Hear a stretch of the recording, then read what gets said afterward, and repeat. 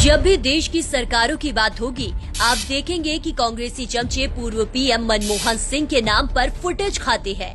इनकी जुबान नहीं थकती ये बताते बताते कि मनमोहन कितना सच्चा, ईमानदार और महान अर्थशास्त्री था।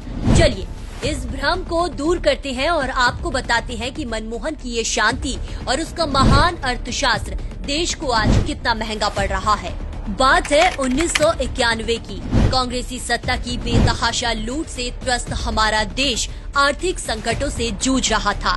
तब इसी अर्थशास्त्री मनमोहन ने वित्त मंत्री रहते हुए 40 करोड़ डॉलर के एवज में 47,000 किलो अर्थात 47 टन देश का सोना गिरवी रख दिया।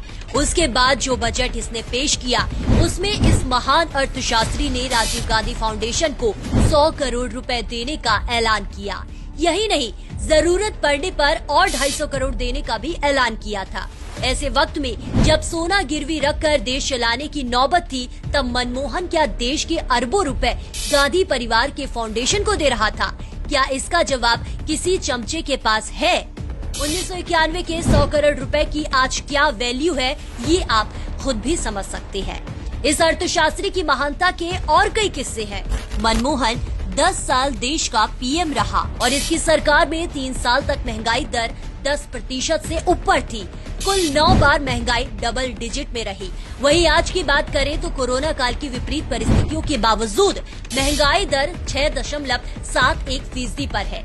यही नहीं, मनमोहन सिंह ने पीएम रहते हुए 2013 में भी देश का 500 टन सोना गिरवी रखने का पूरा इंतजाम कर लिया था।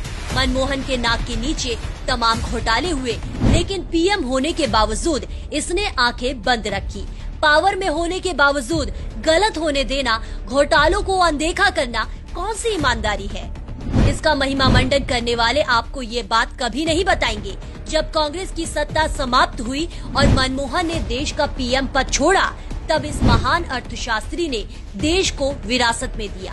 एक बदहाल अर्थव्यवस्था, बेतहाशा महंगाई का दौर और विदेशी कर्ज के साथ हजारों करोड़ के ऑयल बॉन्ड की देनदारी।